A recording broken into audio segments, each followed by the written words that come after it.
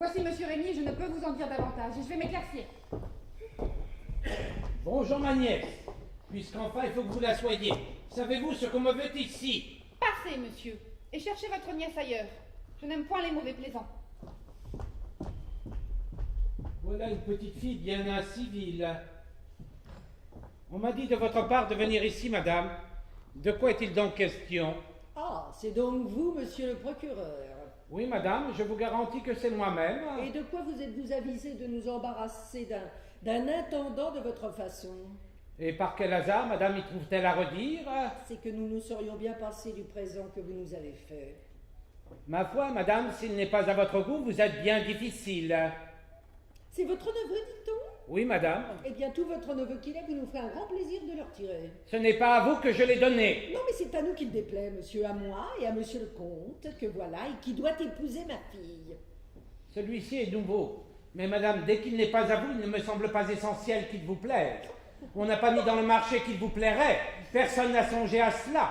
Et pourvu qu'il convienne à madame Arminte, tout doit être content. Tant pis pour qu'il ne l'ait pas. Qu'est-ce que ça signifie? Vous avez le ton bien rogue, monsieur Rémy. Ma foi, vos compliments ne sont pas propres à l'adoucir, madame Argante. Doucement, monsieur le procureur, doucement. Il me paraît que vous avez tort. Comme vous voudrez, monsieur le comte, comme vous voudrez. Mais cela ne vous regarde pas. Vous savez bien que je n'ai pas l'honneur de vous connaître. Et nous n'avons que faire ensemble, pas la moindre chose. Que vous me connaissiez ou non, il n'est pas si peu essentiel que vous le dites que votre neveu plaise à madame. Elle n'est pas une étrangère dans la maison. Parfaitement étrangère pour cette affaire-ci, monsieur. On ne peut pas plus étrangère. Au surplus, Dorante est un homme d'honneur, connu pour tel, dont j'ai répondu, dont je répondrai toujours, et dont madame parle ici d'une manière choquante. Votre Dorante est un impertinent. Bagatelle, ce mot-là ne signifie rien dans votre bouche. Dans ma bouche, mais à qui parle ce petit praticien, là? Monsieur le comte, est-ce que vous ne lui imposerez pas silence? Comment donc m'imposer silence? À moi, procureur? Savez-vous bien qu'il y a 50 ans que je parle, madame Argante? Eh bien, il y a 50 ans que vous ne savez ce que vous dites. Mais qu'y a-t-il donc? On dirait que vous vous querellez. Nous ne sommes pas fort en paix. Vous venez très à propos, madame. Il s'agit de Dorante. Avez-vous sujet de vous plaindre de lui? Non que je sache. Vous êtes-vous aperçu qu'il est manqué de probité? Lui? Non, vraiment. Je ne le connais que pour un homme très estimable. Au discours que madame en tient, ce doit pourtant être un fripon dont il faut que je vous délivre, et on se passerait bien du présent que je vous ai fait, et c'est un impertinent qui déplaît à monsieur, qui parle en qualité d'époux futur, et à cause que je le défends, on veut me persuader que je radote. On se jette là dans de grands excès? Je n'y ai point de part, monsieur. Je suis bien éloignée de vous traiter si mal. À l'égard de Dorante, la meilleure justification qu'il y ait pour lui, c'est que je le garde.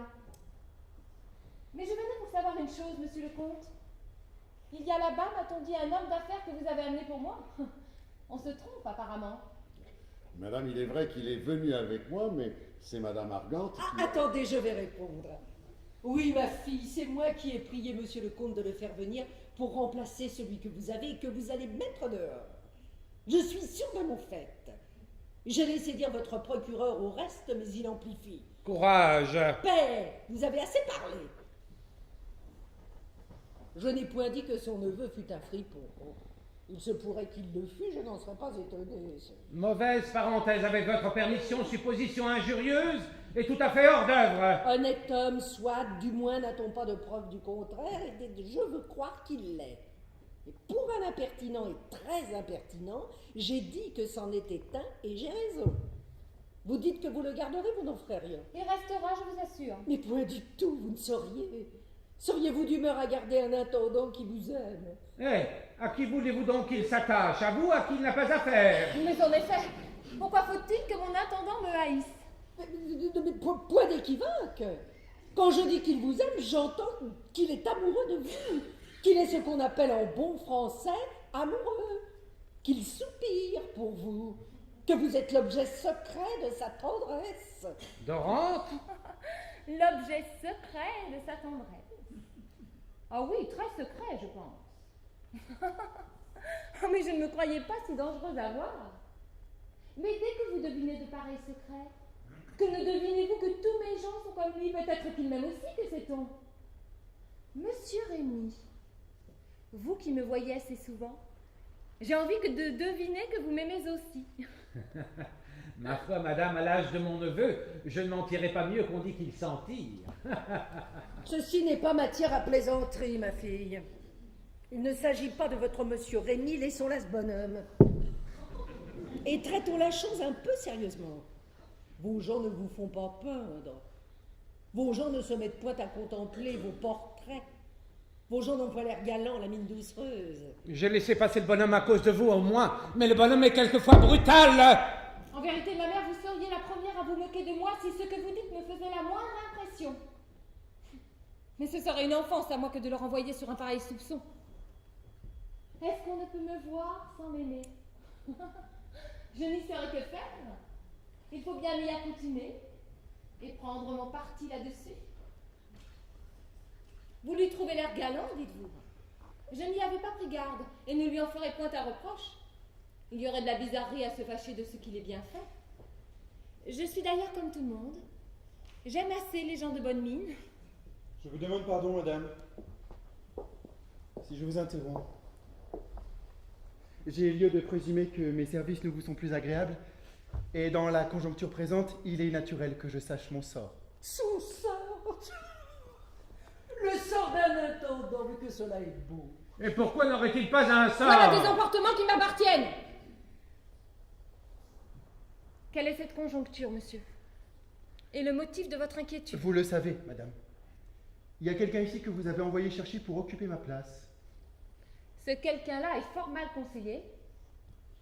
Désabusez-vous, ce n'est point moi qui l'ai fait venir. Tout a contribué à me tromper. D'autant que Marton m'a assuré que dans une heure, je ne serai plus ici. Marton vous a tenu un fort sot discours. Le terme est encore trop long, il devrait en sortir tout à l'heure. Voyons par où cela finira. Allez, Dorante, tenez-vous en repos. Fussiez-vous l'homme du monde qui me convainc le moins, vous resteriez. En cette occasion-ci, c'est à moi-même que je dois cela. Je me sens offensée du procédé qu'on a eu avec moi, et je vais faire dire à cet intendant qu'il se retire. Que ceux qui l'ont amené sans me consulter le ramènent, et qu'il n'en soit plus parlé. Ne vous pressez pas de le renvoyer, madame. Voilà une lettre de recommandation pour lui. Et c'est monsieur Dorante qui l'a écrite. Comment? Un instant, madame. Ceci mérite d'être écouté. La lettre est de monsieur, vous dis-je.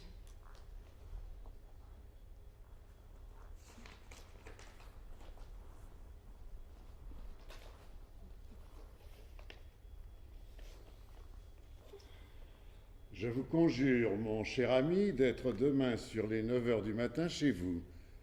J'ai bien des choses à vous dire. Je crois que je vais sortir de chez la dame que vous savez. Elle ne peut plus ignorer la malheureuse passion que j'ai prise pour elle et dont je ne guérirai jamais. De la passion, oui. Entendez-vous, ma fille? Un misérable ouvrier que je n'attendais pas est venu ici pour m'apporter la boîte de ce portrait que j'ai fait d'elle. C'est-à-dire que le personnage sait peindre?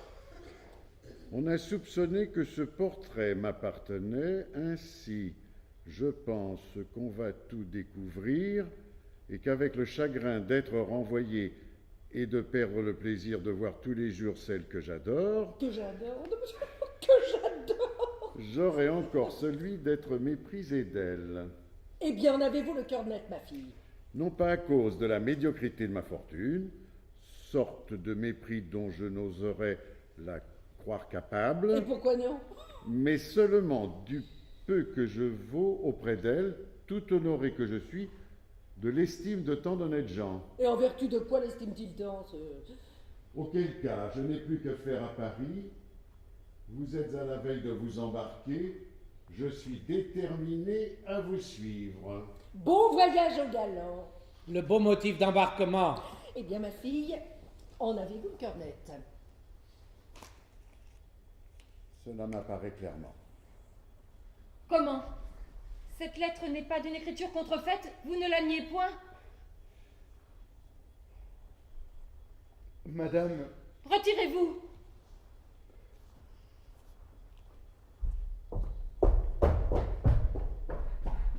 Eh bien quoi? C'est de l'amour qu'il a. Ce n'est pas d'aujourd'hui que les belles personnes en donnent. Et tel que vous le voyez, il n'en a pas pris pour toutes celles qui auraient bien voulu lui en donner. Cet amour-là lui coûte 15 000 livres de rente, sans compter les mers qu'il veut courir. Voilà le mal. Car au reste, s'il était riche, le personnage en vaudrait bien un autre. Il pourrait bien dire qu'il adore, et cela ne serait pas si ridicule. Accommodez-vous au reste. Je suis votre serviteur, madame.